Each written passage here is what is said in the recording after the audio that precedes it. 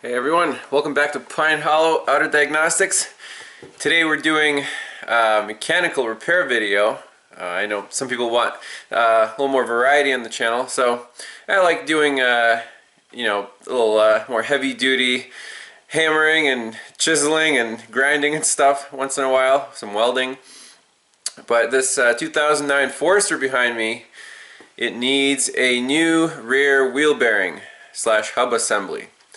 Now in this vehicle, my friend bought it last month at 97,000 miles on it, and when we test drove it, it had this horrendous humming sound when just cruising down the road. I'm like, oh, no big deal, probably has a bad wheel bearing. Well, it did. It had, as it turned out, 3 bad wheel bearings. First, the front right. I actually have the old parts here from the scrap bin, and I'm always curious to find out what the failure mode was. So you can see these races here. This is the hub. It sits in the knuckle like that. So the ball bearings are out of it, and these are the races. And you can see these are supposed to be perfectly smooth, and the ball bearings ride right in the race. But as we come here, right there's like a huge pit, and that's what makes the really loud roaring slash humming noise, even though the bearing had no play in it. So in this case, I consider this just a manufacturing defect. They didn't harden the races enough to prevent this from happening. And first I replaced the right front bearing, and the noise got a lot better, but it was still humming, and it was coming from the back. I had my wife sit in the back while I drove around, and she couldn't tell if it was coming from the right or from the left. It seemed like it was coming like more from the right, but also from the left.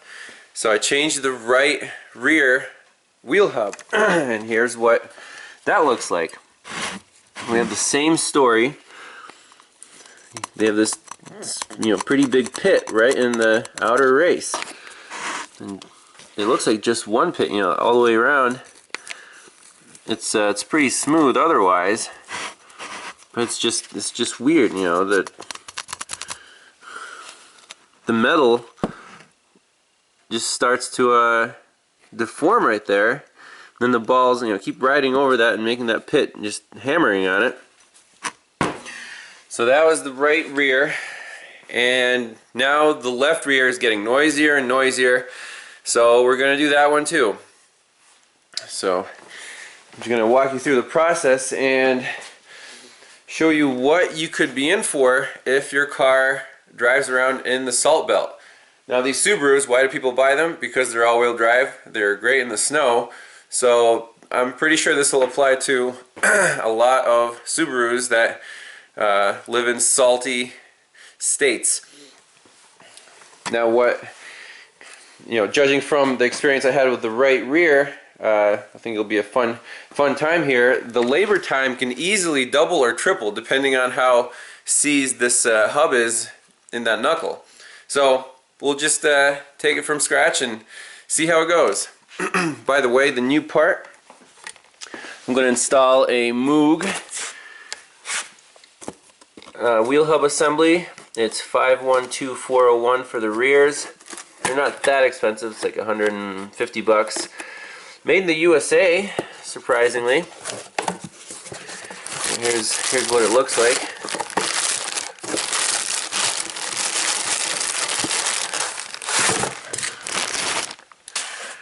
So there's what the complete hub assembly looks like when you install it. And looking at the markings here, let's see.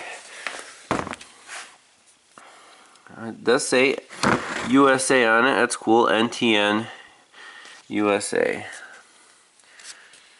So once the hard part is getting the old one out, obviously. Once that's out and you clean it up, this just bolts right in. Butter smooth. Obviously, first step is to buzz the wheel off. The Nano has no problems taking off lug nuts as long as you run 150 psi of line pressure.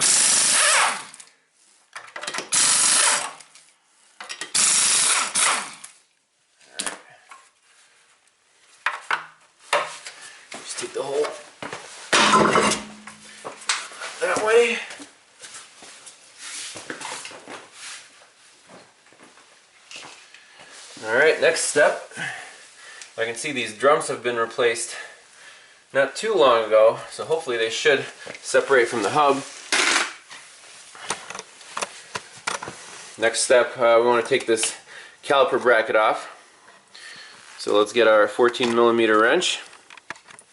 Now in this case there's no need to separate the caliper from the bracket. We just want to get the whole mess and swing it out of the way. So we'll take a long reach 14mm wrench. And this has become one of my favorite methods of breaking these rusty bolts free.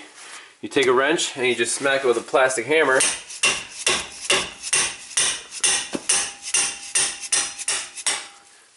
It's quicker than, you know, getting your impact in there and trying to make it fit. These things are pretty rusty. As I said, I think this car wasn't even in central PA. I think it lived in Ohio or something. It's pretty rough underneath, especially in the back here. Let's get the other bolt busted loose down here. Even getting your wrench on the bolts is so everything adds to this labor time.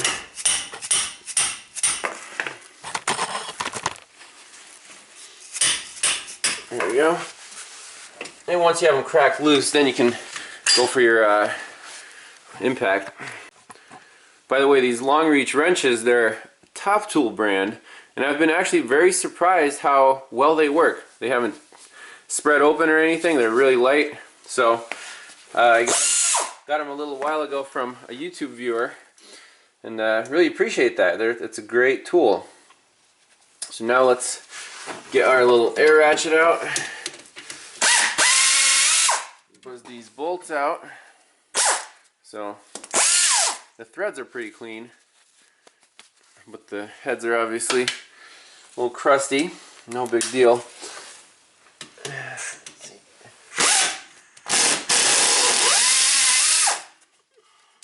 That guy out, and just squeeze a little bit, and the whole thing should swing out of the way.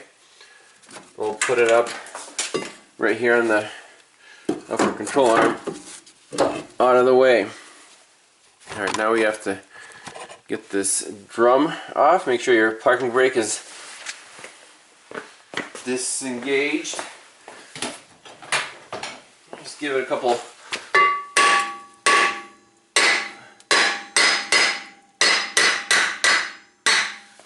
smacks. Now again, yours might be a lot more rusted to the hub. These don't look original. Alright, now next step, let's get this axle nut off. And that is a 32mm. Now for this nut, the Nano, I mean, we could try it for kicks, but we might need the beefier old school IR 231 impact. Well, let's see.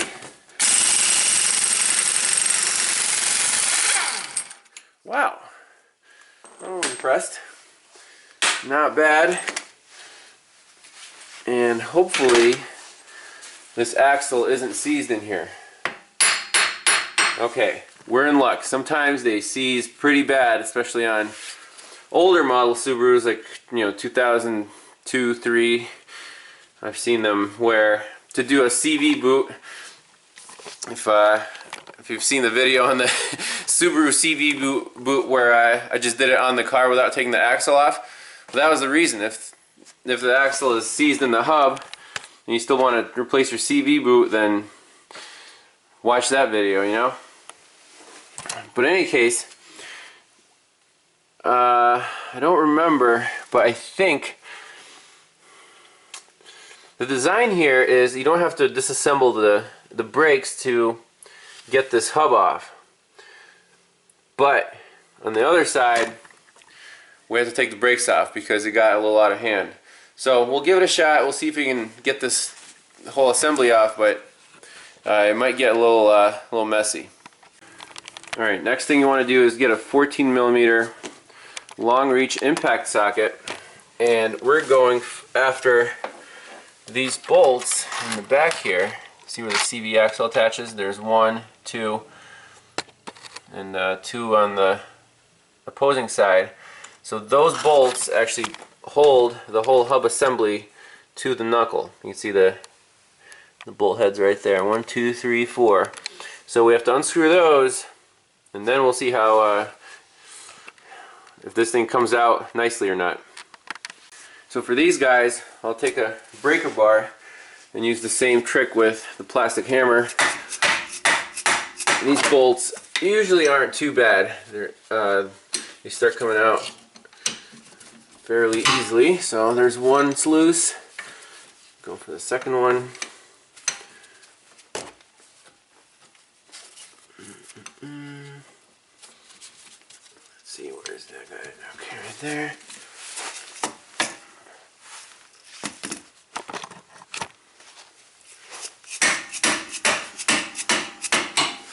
There's 2. And we got 2 over here. Now these guys you can get to either from the bottom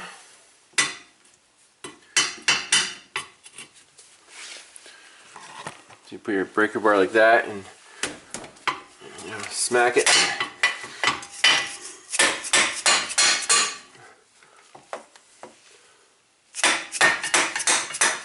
There.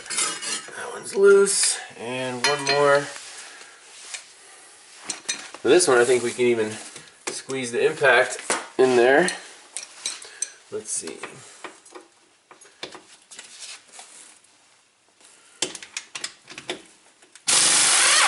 There you go. So that's what those bolts look like. Come out pretty clean.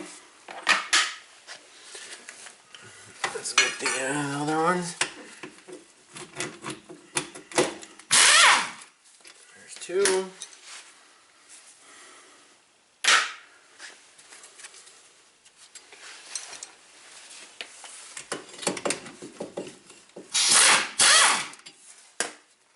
Three. Now again, I'm doing this for the second time, so the process should go faster. Usually it does, if you remember the procedure. For this guy we can get a little. That's 4. So now comes the fun part. So next step is to get in here and get to this mating surface. Now the setup here is, you can see the drum backing plate. It's kind of like a sandwich. There's a knuckle, then the backing plate, and then finally it's pulled together by the hub itself. So this whole mess should separate from the knuckle, but the problem is usually the hub is seized to the backing plate, so this whole mess will come out together, and then we'll need to separate the old hub from the backing plate, clean everything up. So basically, if you live in Arizona, you could just take your hand and the whole thing should come out and you'll pop the new one in, no problem. But here's where the extra labor time comes in. So I'm just blowing around the perimeter.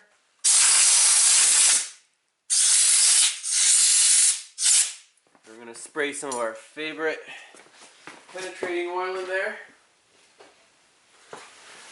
I got this from courtesy of Eric O. It's Croyle. Seems to work pretty well and it smells nice. So we'll just spray this all the way around the backing plate area.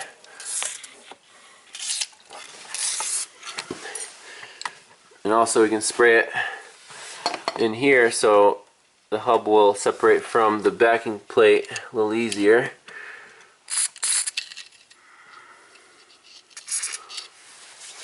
Let's see, right there.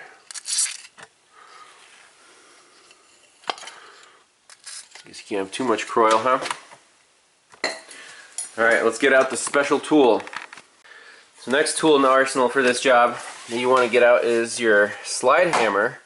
The bigger the better. This is the only one I have. I think it's a 5-pounder. But in any case, let's get the adapter out and put it on our hub face like that. Attach it with the lug nuts. Now if you have spare lug nuts that are, you know, all beat up, and use those, but in this case I don't have lug nuts that fit on here, you know, with this thread, so we're just gonna have to use the originals. So let's bolt that on. Alright, so I have the adapter bolted on. You notice I put the rotor back on to space the adapter out, because these nuts, you know, they're kind of like acorn style, and you want this tight against your surface. Now we're going to put in our slide hammer, screw that in.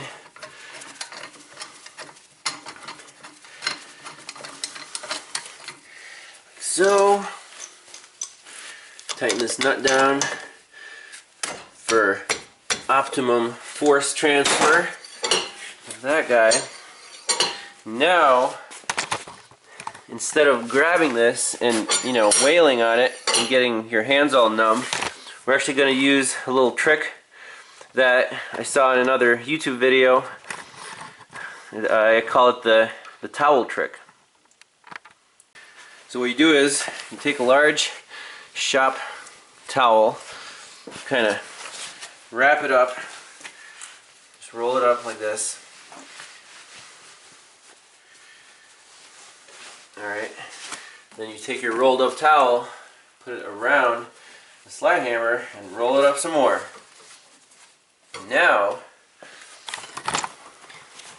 we have this nice soft lever arm that will A, increase the force, and B, save your hands.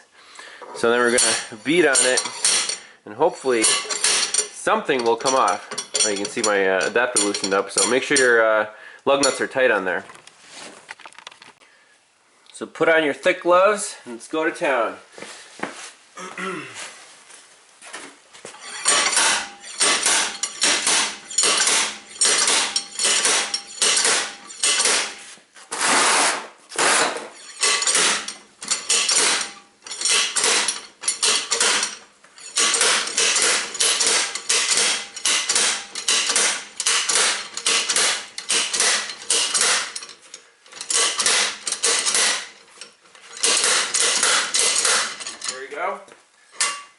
Hold that.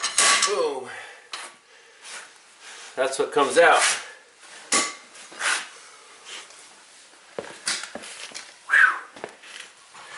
So that was expected in this case. Ideally the whole thing would come out, but you can see the inner race, you know, this part of the hub came off, separated, and I can see the actual ball bearings in there. And there's your axle shaft. So now we still need to get this part off.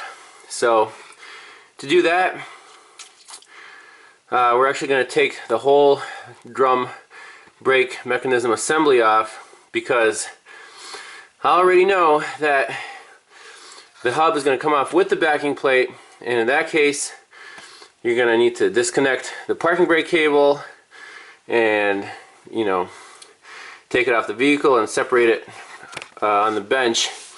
So let's get these parking brake shoes off. Alright, now we're going to take off this parking brake shoe assembly. Now there are a lot of little clips and springs in here, so be mindful that you don't lose anything and keep track where it goes. So first thing, I guess we can get some needle nose pliers and take these return springs off. There's one. Just kind of let them hang down. There's two. Let that hang down. There's a little triangle retainer thing. Put that aside. There's also a spring on the bottom, but we won't worry about that for now. Now to get these little retainers off, you know, they make special tools, but a little vice grip works just as well. Pop that off. Again, I like to keep them, these little pins, together. You know, put the retainer back on. Do the same with the other side.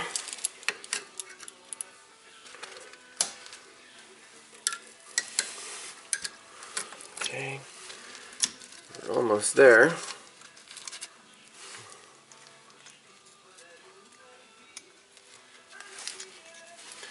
Okay, now the only thing left holding this together is the parking brake cable. You can kind of separate this, see it's all going to fall apart, but that's okay. Now see the parking brake cable has this little spring. Pull that off, pull the cable off, and you're home free.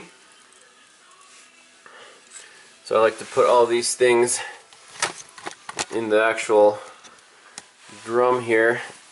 Just kind of lay it out the way it came off. Like so. That. This guy's up here. And 2 springs. Okay. Now we're left with this. So we're kind of stripping it down here. This cable you can take out now or later, because when this thing comes flying off, you know, you can have the cable kind of help you support it so it doesn't swing too far. But let's pop it out, since I think we'll have to do it anyways, so might as well do it now. So let's see if you can see that.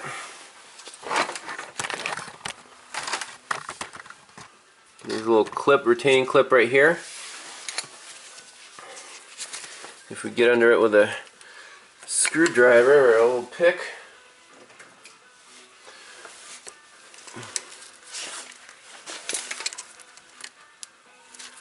again, everything is rusty, so you know, kind of just pry it up.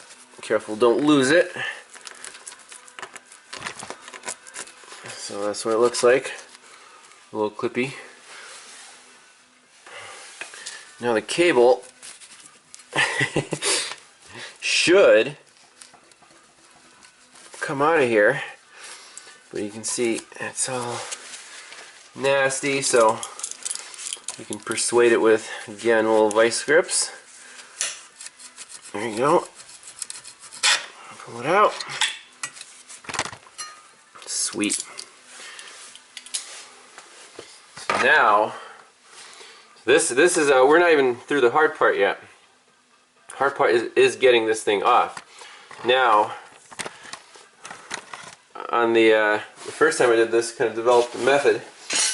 So our adapter,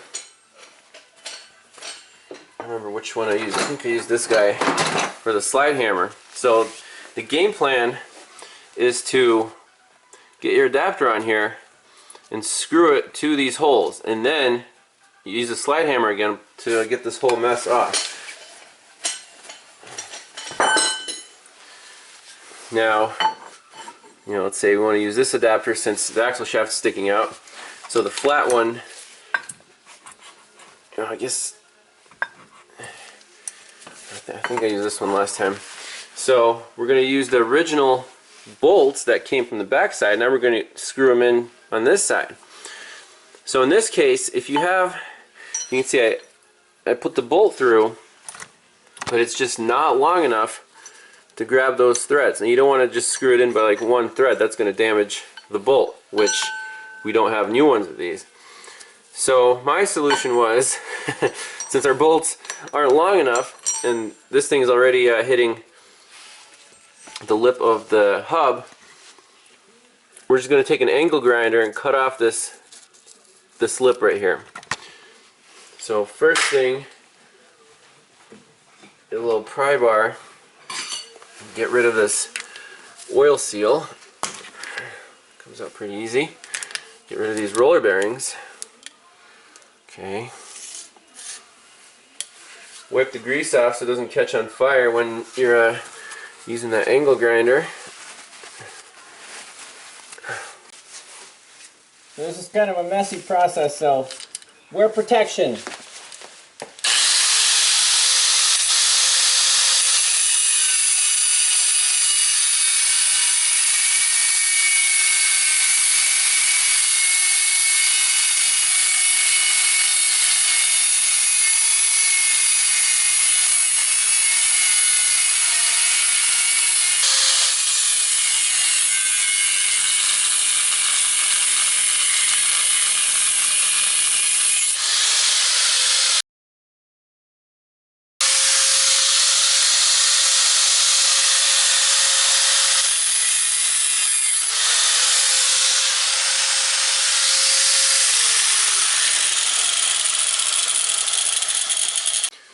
Alright, now you see we have enough clearance for our adapter to actually use these OEM bolts.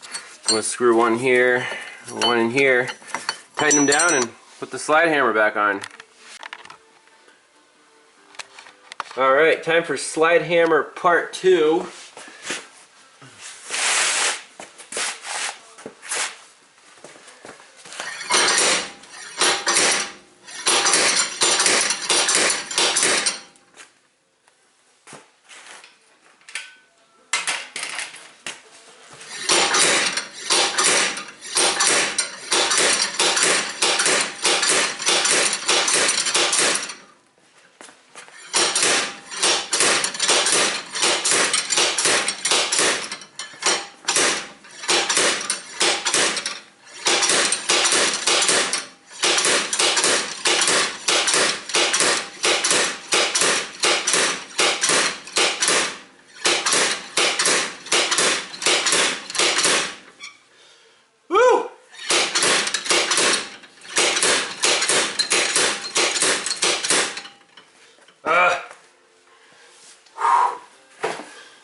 Let's see if we have any progress. Last time on the other side it literally took like 10 minutes of this. We don't see any crack forming yet. Damn. It's gonna be a tough one. Another thing we could do is put the adapter just on one side of the bearing and hammer that and try to get just one bearing or one side started, kind of tilted, because breaking everything free at once might be too much for this 5-pound slide hammer. Alright, so reposition the slide hammer adapter on the top 2 bolts. So we'll try to get the top of this bearing to start. Oh man. And this is why, if you live in the Rust Belt, this DIY stuff sometimes turns into not so fun of a project. So this is why you got to pay the professional mechanics to what you got to pay. I mean, it's hard work. There's no way around it. All right, here we go.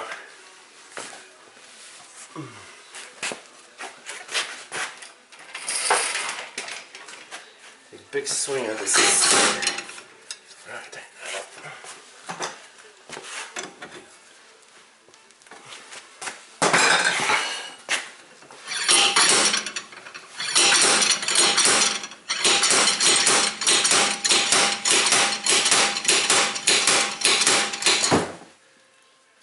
Hell came off.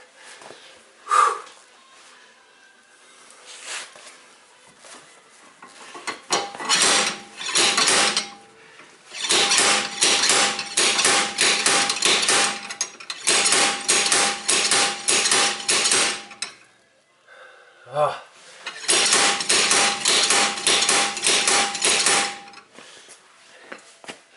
Might be seeing signs of hope. I think there's a gap forming actually between the hub and the backing plate, which is awesome.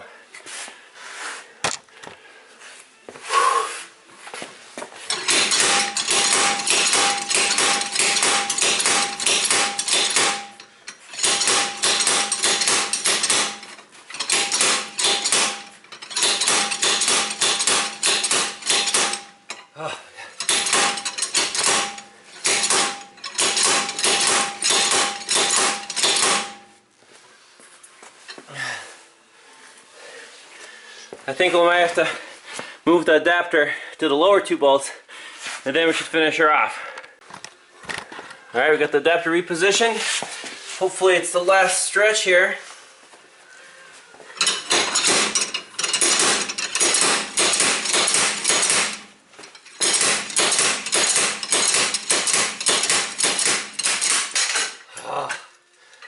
Woo! There she is.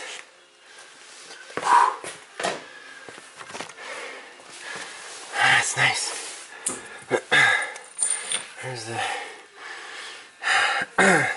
inner race. So now that's pretty good. We do have a gap between the bearing and the backing plate here, so I think we can just smack her a little bit and get this backing plate off.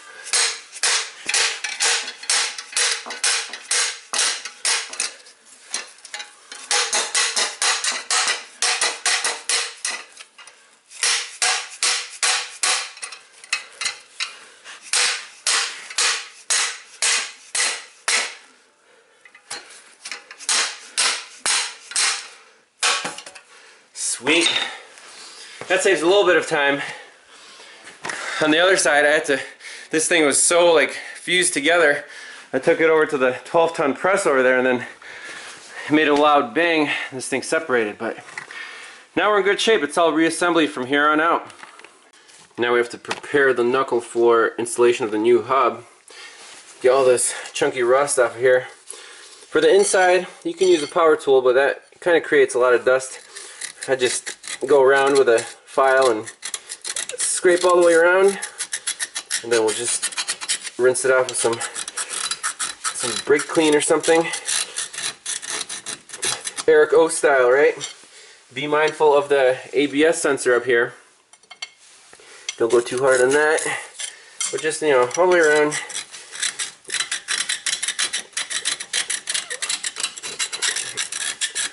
And we'll spray this down with fluid film too. It's not the right brand, but here it is.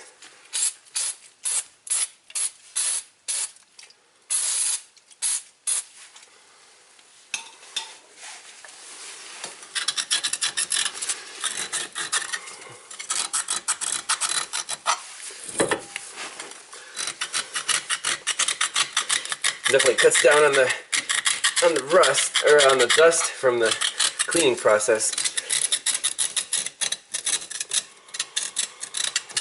The beauties of living in the Salt Belt, right?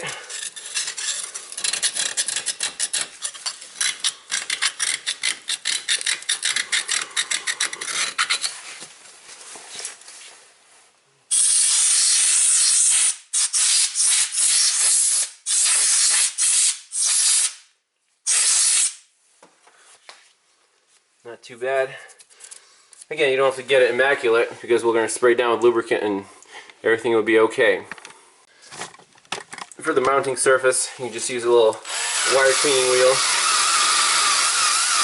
Get it nice and shiny,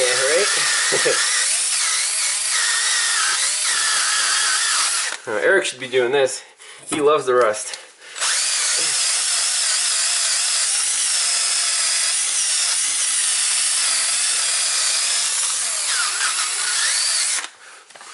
Alright.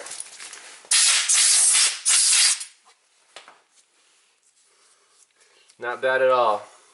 So let's spray it down and install the new unit. Alright, it's time for some fluid film. This stuff is fantastic. So just coat everything that's metal with this stuff, especially inside here where the new assembly is going to sit. Now if they did this from the factory, you wouldn't be going through all this mess. Try and get this old one off.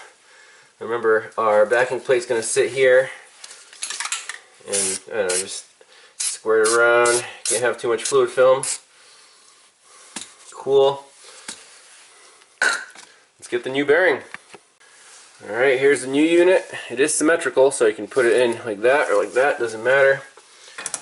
Slide it onto our axle shaft, engage the splines, and it should slip right in, no problem.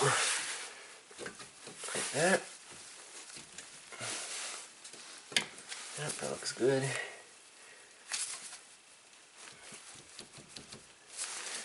Rotate the unit so the holes line up. Then we can just start one bolt here.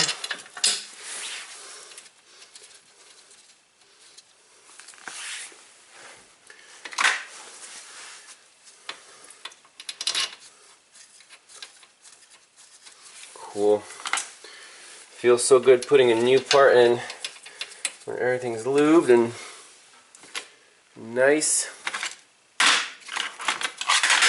Last but not least, this guy here.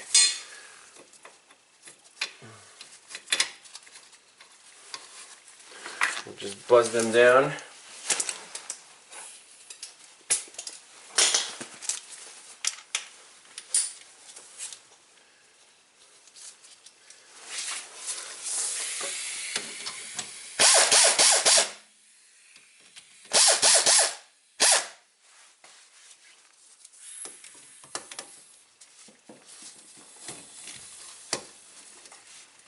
I guess from that side we'll need an extension.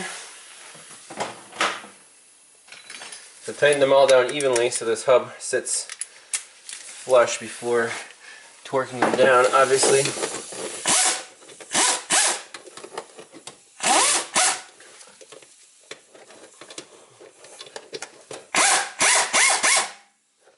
we go.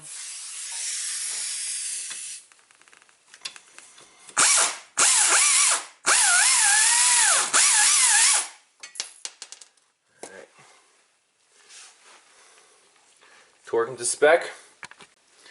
So reassembly is pretty straightforward. I guess the hardest part is going to be putting the brakes back on, but there's no way we could have done it without taking them off. Now let's snug down this axle nut.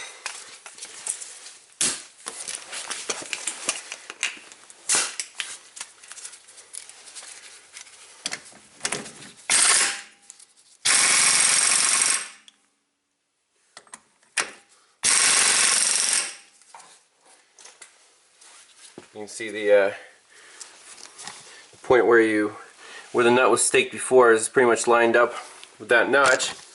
So we'll have to restake it. Take a little chisel punch and smack it a couple times.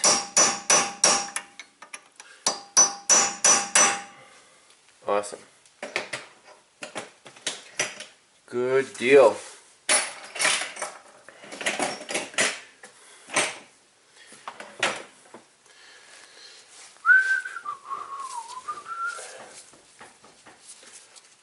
So this one definitely went a little faster than the first side, which is, in my experience, is always the case.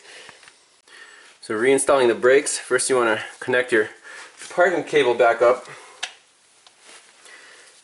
Kind of slide the spring back and hook it onto the hook there. It can be a little trickier than it seems, but you know, not too big of a problem. So that shoe is going to sit here. Make sure the backing plate is still flat, because when we hammer down it a little bit to get it off the wheel hub assembly, you know, this thing is a little rusty here, so if need be, you can kind of use a pry bar to straighten it back out, or just replace the whole thing. I don't think they're that expensive. So maybe I'll take a couple more shots when things go back together here.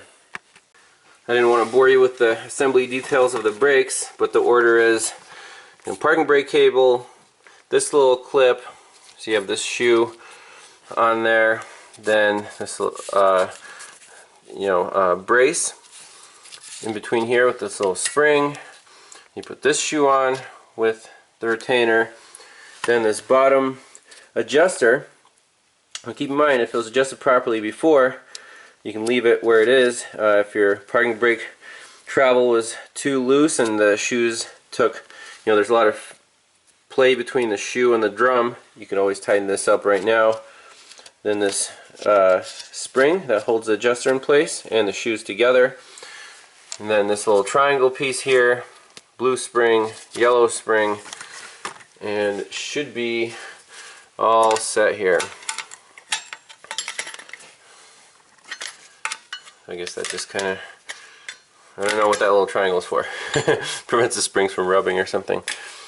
Alright, and then finally, to make sure the shoes fit in the rotor, just, you know, slap it on here, kind of wiggle it on, and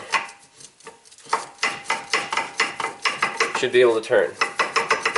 Alright, and that's it.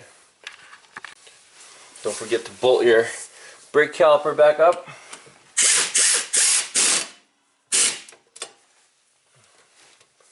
Oh. Where's my socket? There you go. Rusty bolts always like to grab your sockets and keep them. And you can torque these down with your long reach metric wrench. Again, same method.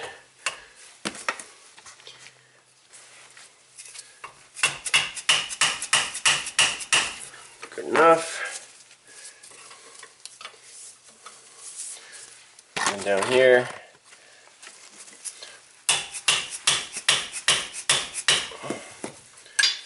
All right. Sweet. So that's about it.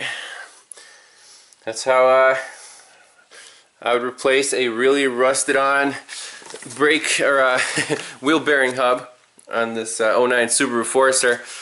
Well, like I said, if you're doing it for the first time and you have limited hand tools, you might be in for a battle, but there's always a way. You know, if there's a will, there's a way. Otherwise, take it to your trusted, you know, local independent shop and they'll get it done just fine. Hopefully.